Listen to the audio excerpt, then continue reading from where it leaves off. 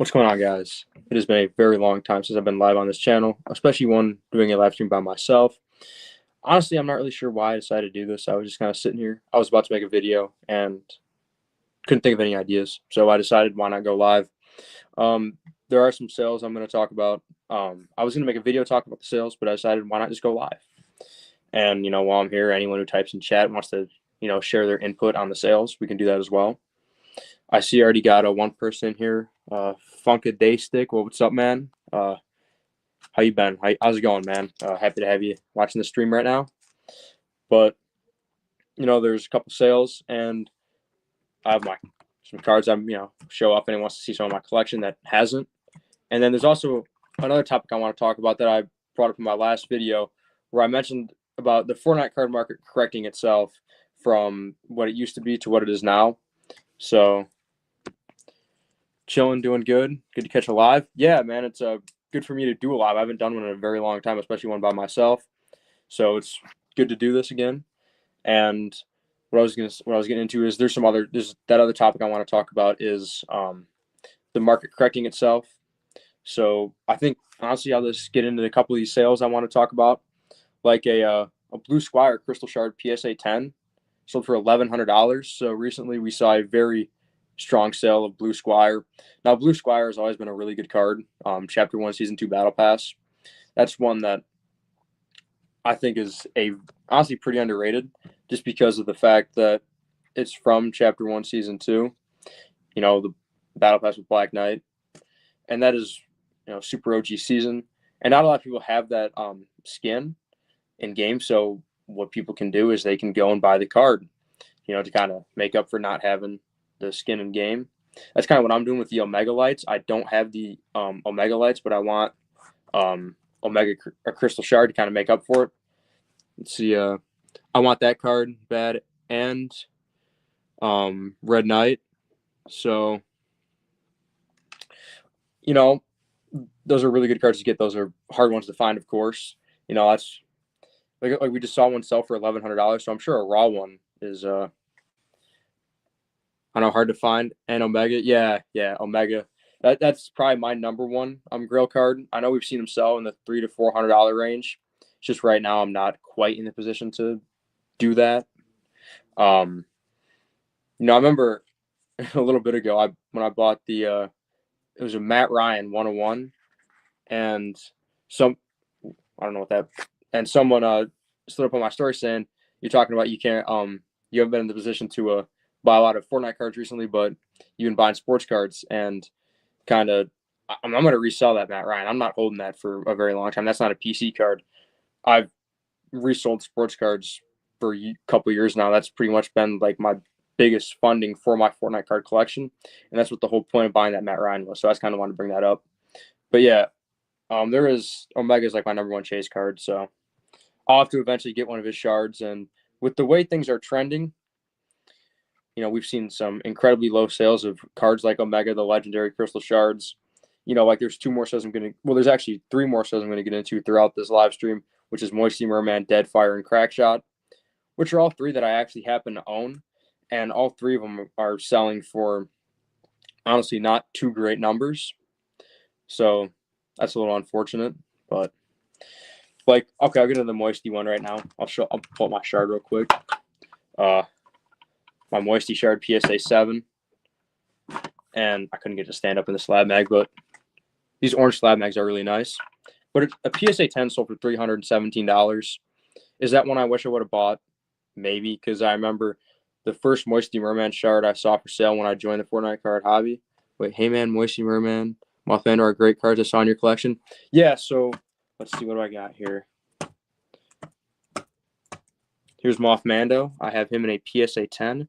This was the very first crystal shard I ever actually added to my collection, and I bought it raw and I graded it a PSA 10. So that's a really cool one. Then Heyman. This is I think this might have been my 4th or 5th shard I bought, coming up on 2 years ago now. I bought him raw for about $110 on eBay, graded him, got a PSA 9. That's one I'm really happy to have. Yeah, those 3 that I'm talking about right now that you asked about. Now, Moisty, PSA 10. Like, I have a 7, and I paid almost 300 for it, and I'm still happy with it because I needed moisty for my collection at the time. There was no one offering a better price than that. My boy Jake, Get Hype Cards, he got me right. Sold me the moisty. Kari, he looked out, connected me and him, which was pretty nice of him. So yeah. And then, like I was talking about, Deadfire, he's one of my 2 shard 10s. So this card recently just sold, and it only sold for $381. Now, I remember just a while ago, a raw sold for, I believe it was $560. Was that back in May? So that's pretty crazy to me that a card from a raw card in May can sell for $200 more than a PSA 10 can. What is it, 6 months later? It's pretty crazy to me. And that's kind of the point I wanted to get into about the Fortnite card market kind of starting to correct itself. Because honestly, Deadfire is PC for me. But is he that good of a card? Probably not. Because the skin is not popular and the skin isn't wanted. You see, in this whole point that I made about the Fortnite card market correcting itself, is just because a skin is an S1 doesn't really.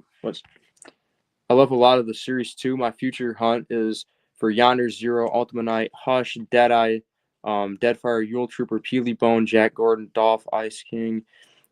List goes on and on forever. Yeah, there's a lot of fantastic cards in Series 2, and that's kind of where I was going with that. Is just because a card's in Series 2 does not automatically make it worse than a card in Series 1. And obviously, people are starting to realize that. People have known that for a while. People have known that for a very long time. But it's like I was just looking at old sales from 2020, 2021, and it didn't show that. And some people from then are kind of just talking about these new sales and how bad they are, like a Deadfire for $381. But then a Zadie raw cracked ice USA sells for whatever it was, I believe it was $285. $100 difference raw to PSA 10, USA shard, Series 2 cracked ice. The difference there.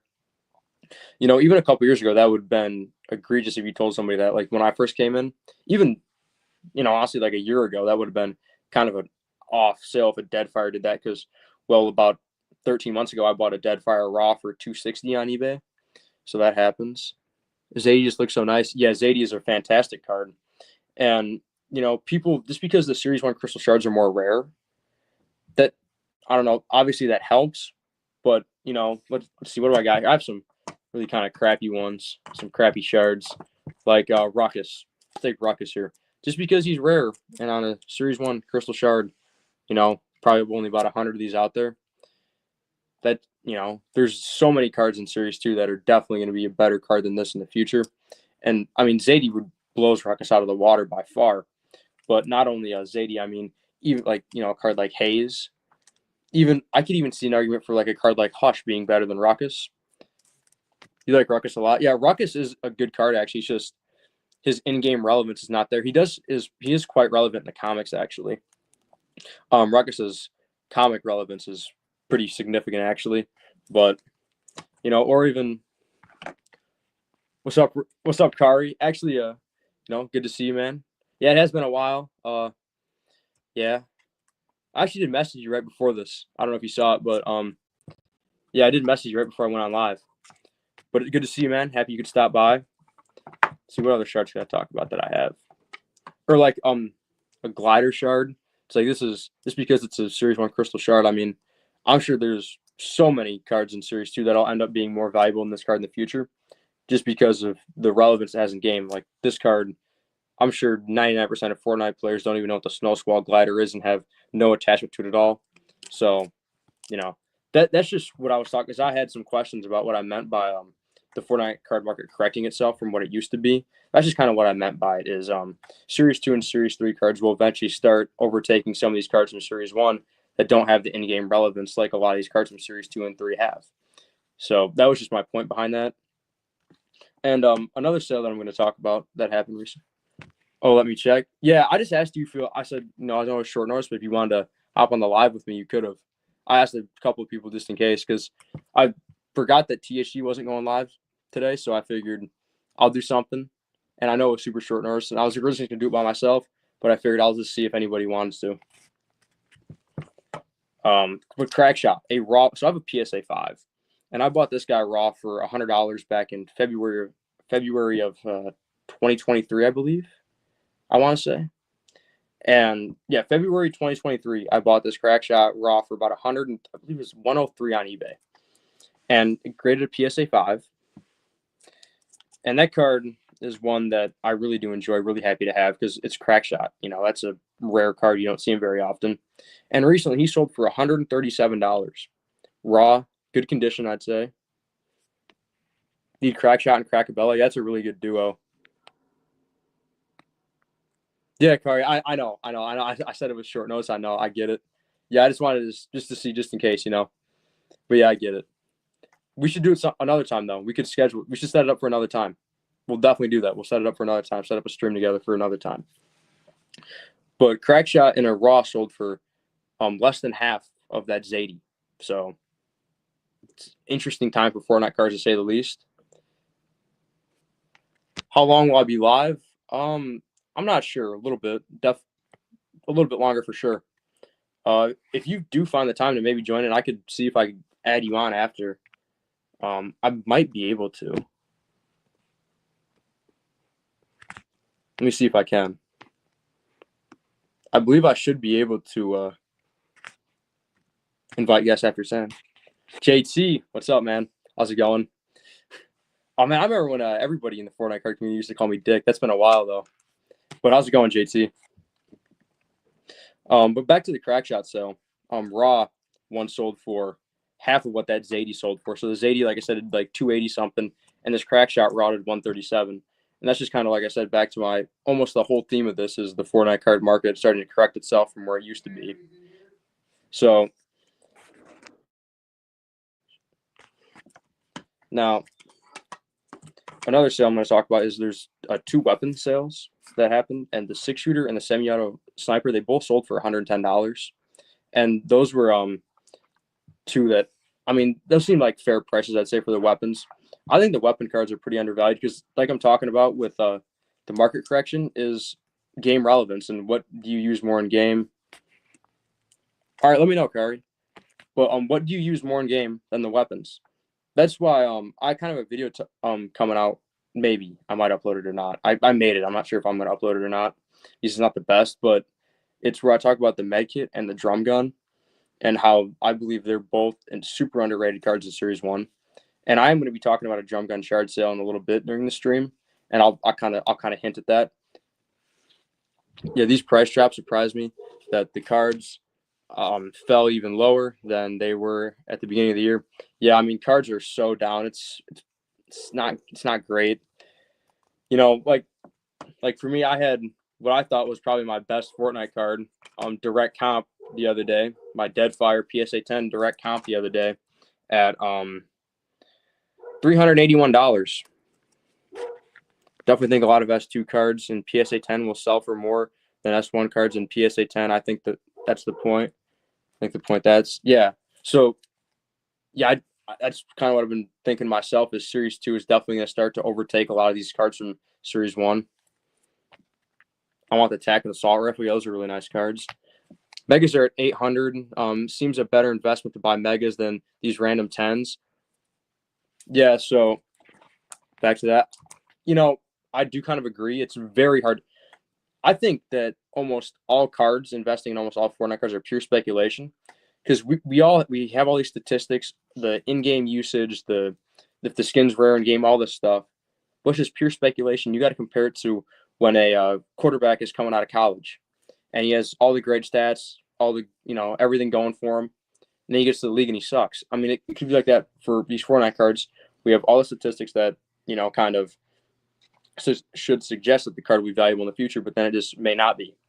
Now, I don't really have any of those cards like that because they've been out of my price range for a while. I mean, probably the best name card that I have right now would be Rust Lord. I'm not sure. Yeah, Rust Lord probably be the best name card that I have. And this is the shard I paid the most money for. But yeah, I agree with JT. I mean, just buying these random 10s that could is buying the random 10s with no rhyme or reason to it, really. Yeah, I agree because, like I said, there's really no way to know. It's just pure speculation and pure just guessing. It's guessing. It's prospecting. And a 10 that's awesome. Yeah, that Deadfire is an incredible card. Thank you. forgotten is the safety with Series 1 cards. Like that Ruckus card you just showed, I think the floor will always be high. Yeah, I think the floor will, I mean, I paid, where's the Ruckus at? I paid $40 for it, I believe. Yeah, I paid $40 for this card pre-graded. This was almost 2 years ago now, which is pretty crazy to me that I've had a lot of these cards for almost 2 years now. But Ruckus, I think there's no way it dips below what I paid for it. But honestly, with the way things have been going, I don't know. I picked up both of those, Richard. Wait, which two did you pick up? I'm not sure. I'm not sure which ones you're talking about because I've talked about multiple sales. I don't know if you're talking about the Dead Fire or I'm not sure, but wait for the kids to get older and the jobs it keeps climbing. Yeah, no, I definitely agree that that Fortnite cards will eventually be valuable. I'm not saying that whatsoever. I'm just saying my point behind was going back to what JT was commenting. If you buy the sealed mega, that's like you're investing in the field. You're not It's like the same thing of buying a sealed sports card product. You're investing in the whole draft class. You're not just investing in one particular player, which is a lot safer because you always know someone from that draft class will be good. And typically, sealed wax doesn't go down within typically. So, not investment advice. Don't just stack up sealed Fortnite cards, and if it doesn't work out, you can sue me. But it's not investment advice. But yeah, that is one thing. You're investing in all the cards, not just one when you buy a sealed product, which is definitely the safe option.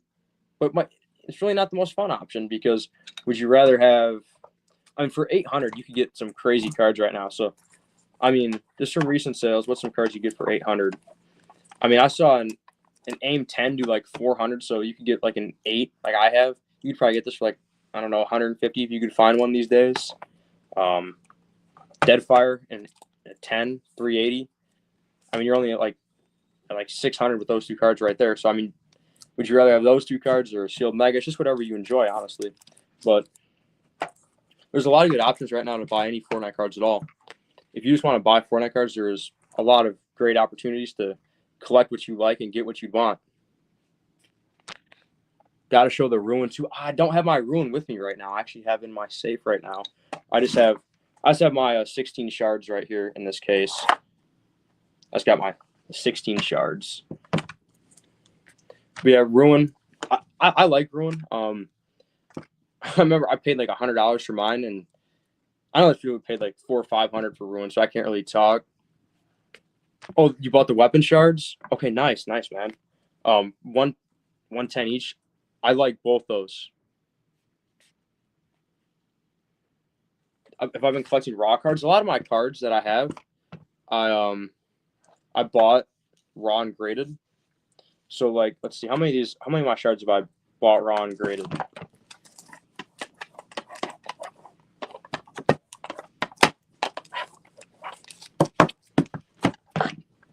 I think I've only not graded like a couple of them. So this is the stack that I've graded myself for my shards. This is the stack that I haven't. So I have 16 total, and I've graded 11 out of my 16. The only ones I haven't graded are the Maximilian 7, the Wukong 3, the Ruckus 6, the Enforcer 9, and the Rust Lord 9. Those are the only ones I have not graded myself. The 6-shooter, the drum gun, and the semi-auto. Nice, man. I really like the drum gun sale. I'll get into that. So I know I said in the beginning of the stream I'm going to touch on the drum gun. Now, the drum gun, I believe, is a incredibly underrated card. Just because of the fact, I don't know how many of you guys know this, is in Chapter 1, Season 8 of Fortnite, leading into Chapter 1, Season 9, there was an event called the Unvaulting event, and there was like 8 options for Fortnite players to choose what they wanted. I think the 8 items were, it was like bouncers, grapplers, Infinity Blade, planes, the TAC SMG, and the drum gun. And out of all the options that all the players could choose to unvault, they chose the drum gun. I mean, a lot of those items that they could choose from weren't that great. But still, the Fortnite community chose to unvault the drum gun out of those 8 items. So clearly there's some, the drum gun has some sort of rapport with the Fortnite card community. And if you think of a mythic weapon, what mythic weapon do you think of? Midas's drum gun. And how many times they brought that back now? I mean, now there's a Snoop Dogg's drum gun in Fortnite. So there's Jules' drum gun, Shadow Midas's drum gun.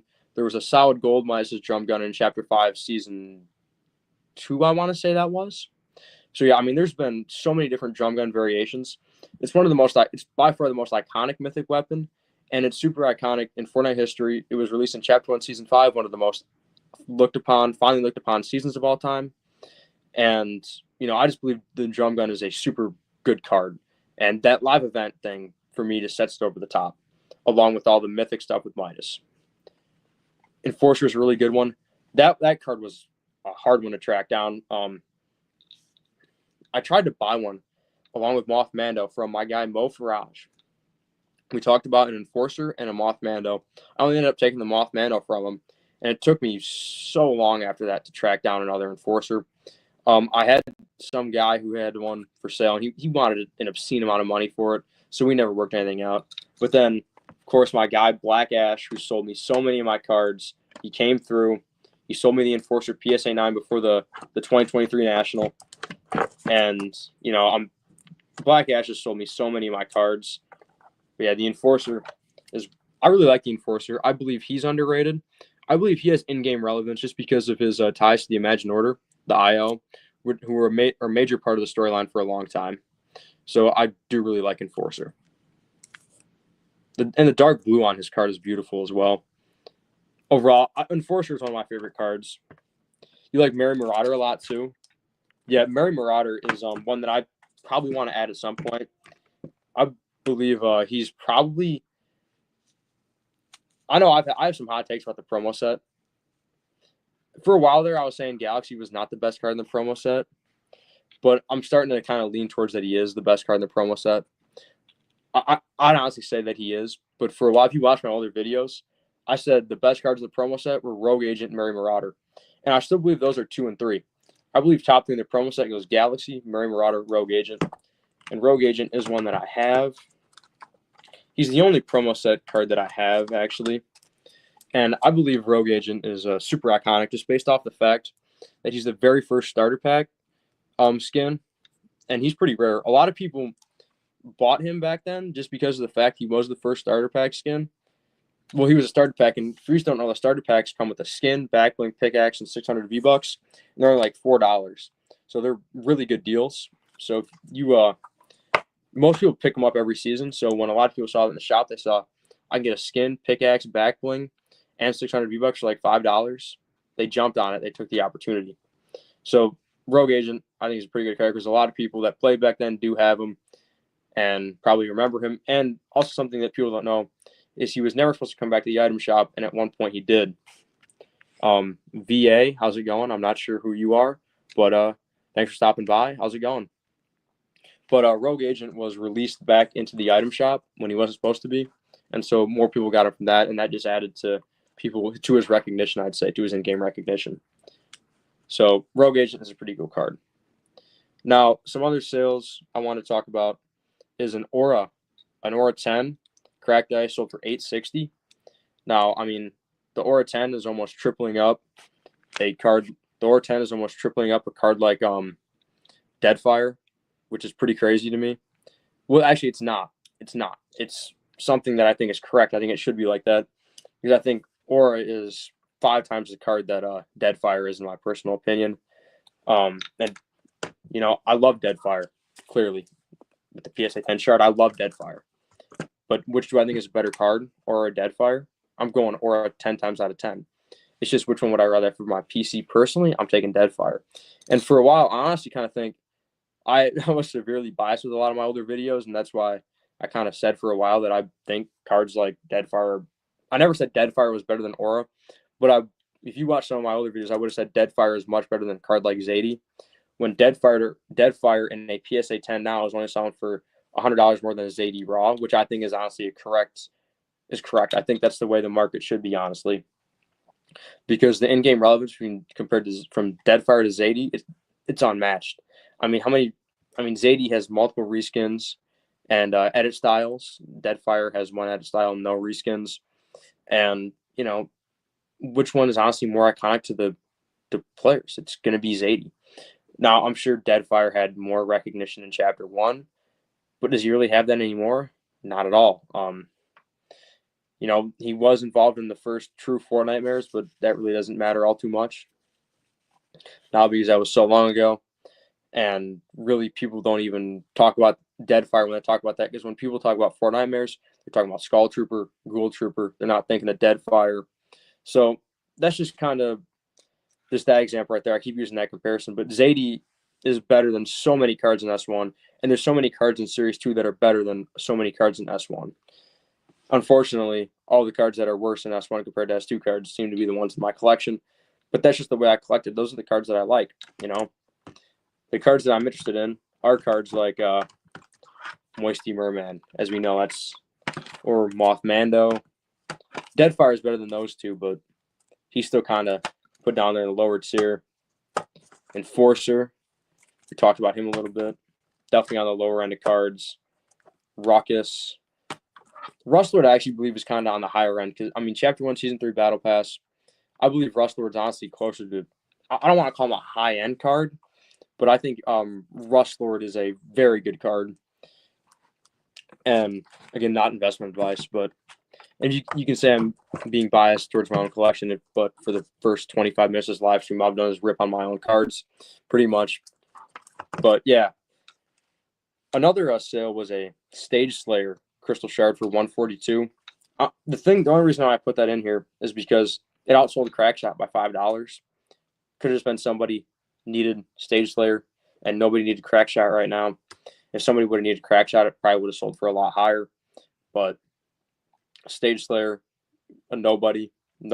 He was an NPC on the map in Chapter 2 for a while. That really doesn't mean a whole lot, though. But Stage Slayer is not that good of a card at all. So him selling for 142 was kind of shocking to me. But, yeah. That's just kind of the main points I wanted to touch on this live stream about the market correcting itself and some different sales. I wanted to talk about the stuff with the drum gun. Do I collect Italy and Brazil cards? I believe in my collection I have a Brazil Moisty Merman SGC 9 Crystal Shard, sold to me by Kari. Thank you for that. I have an AIM Brazil shard, I want to say. I have a Skull Trooper Italy Crystal Shard PSA 7. I really like that card because I can't afford a Skull Trooper USA. So the Italy I'll settle with. But we still saw some good S1 sales. Omega at 1,600 plus, Blue Square at 1,100. The top 25 cards are definitely separating themselves from the rest of the field. Yeah, that's pretty much what I've been talking about. Yeah, the separation. The good cards are really starting to make that gap from the bad cards, honestly. Yeah, I talked about the Blue Squire earlier in the stream for $1,100. That was a fantastic sale, especially because if you look at what the cards were doing back a couple years ago, just because Blue Squire was rare rarity and not legendary or epic rarity, people thought he was a worse card. Thankfully, the market is correcting itself, like I've been talking about, and the hobby is becoming more educated and realizing that he's a very good card. And that rarity of the card doesn't matter, or rarity of the skin doesn't matter. Some of the lasers are climbing as well. Yep, lasers are climbing. But yeah, JT, the top 25 cards are definitely separating themselves. And then like some of the cards from like the 26 to 50 range, it seems like they're starting to fall behind as well. Like we saw Leviathan in a PSA 9 sell for, what was it? It was like $250, which to me that seemed like an egregiously low sale for Leviathan. I would have expected a card like that go for like $500. I remember a PSA 8 was up. I just remember this was a long time ago, though, when I was still kind of new to the hobby. A PSA 8 sold for like $500. But then again, like I'm talking about, we are starting to become more of an educated hobby that actually knows, okay, well, not knows, but is using better tactics to kind of guess what cards might be valuable in the future, speculating better. Like I said, everything is pure speculation still, but it seems like the hobby is starting to speculate more correctly, if that's a good way to put it. I'm not sure. It probably isn't. But lasers, yeah, lasers are very good cards. I like the Italy lasers. They look a little bit different. They look really cool. I know JT knows all about the lasers. Honestly, that's not really my specialty. Really, what I know the most about is the crystal shards. That's what I'm into. That's what I enjoy, is these shiny cards. I got this card just about a year ago. Probably about a year ago exactly, almost sometime in November last year. So that's pretty cool. Ragnarok, PSA 5 Crystal Shard. That's pretty crazy this year for me, buying cards. I only added 1 shard this year. That's Rust Lord. And I added 13 last year. Now, one thing that did make a difference is the National. I added 4 shards at the National, 3 from Black Ash, 1 from Rob, R3 Rip. Shout out to him. But yeah, I added a good amount of shards at the National. So, but I just haven't been able to get all the cards that there's been, like, I could have got that Omega for would have sell for 400. If that was a year ago, I would have had 550, 600 on that card. But it's just not the way I can do it anymore. I wish I could, but you know. And then like that Moisty PSA 10 selling for 317. Again, if this was a year ago, I would have had $500-600 on that card. I just couldn't do it, but I wish I could have. See, but yeah, the lasers are really nice cards. If you can get them, that perfect centering. I still don't understand how PSA is grading the lasers that are off centered as PSA 10s. That's something I still won't understand. Well, I know they do it with sports card stuff. If it's off centered a little bit, like it's a factory thing, they will still give it a 10. I've never really understood that, but it's just the way they do it. Manuel Murrah, how's it going, man? Kari, you love the lasers. Yeah, I know you're really big on the lasers. Kari, how do you feel about the lasers that get the PSA 10, but they're still really miscut? I don't know if miscut's the right word, but they're printed wrong. Yeah, JT did make a good point about the top 25. I know it's hard. There's so many great auctions going on now, but I have no cash. Just watching people get amazing deals, hard to watch. Yeah, it's easier for me knowing because I went through my heyday of buying per se. I guess I know I'm still pretty young. I'm sure I'll be able to do a lot more in the future. But when I was buying, it's like the only thing I had, like whenever I got any sort of money, whether it's from working or selling a card, it was just it goes straight to Fortnite cards. My only motivation when I woke up in the morning, all I did was thinking, how can I get more money to buy more Fortnite cards for the next auction that's coming up? The first thing I'd do when I wake up is I'd check the Panini Fortnite sort by newly listed on eBay, see what was up there, see what auctions I liked, put them on the watch list and everything. I mean, I still do that. I just don't buy them anymore. But yeah, it is tough. Miscut Laser 10 should be like 80% clean 10s. So, yeah, I mean, the miscuts, they're honestly, I think if everything is perfect on the miscut, I guess you could still give it a 10. But it is what it is. The fact that Blue Squire is over 1K in this market says a lot. Yeah, it does. Blue Squire is a fantastic card. I can only imagine what a Royal Knight 10 would sell for right now because Royal Knight is a lot better than Blue Squire. So, if Royal Knight were to pop up in a PSA 10, I'm sure she'd do crazy numbers.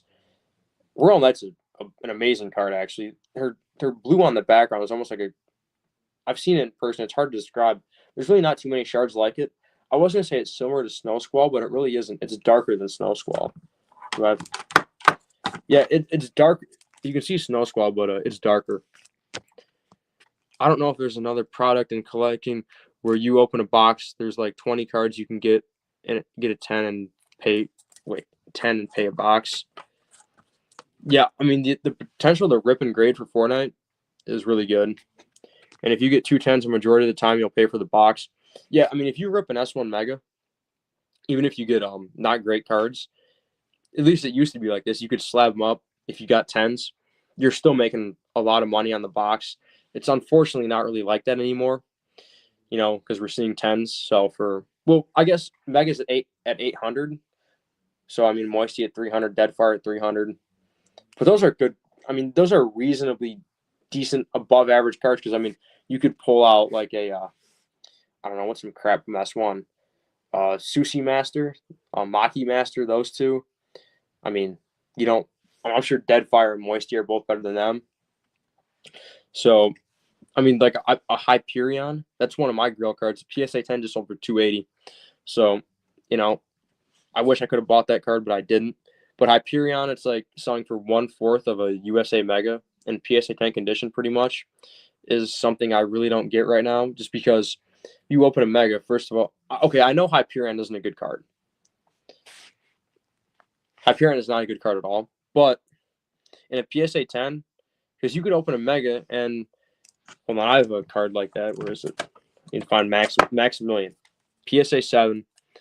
and there's like a I mean, it's like a thumbnail almost in the card, but it's from the factory. And a lot of cards, okay, not a lot, but cards, it's semi frequent that if you open a mega, some of the shards can look like that. So imagine you rip open your pack and you get either something damaged or it's a bad card. So the prices of the cards don't match the prices of the megas. So it's really, do the megas have to come down or do the cards have to come up? I think it's one of the two. And honestly, I believe the cards need to come up.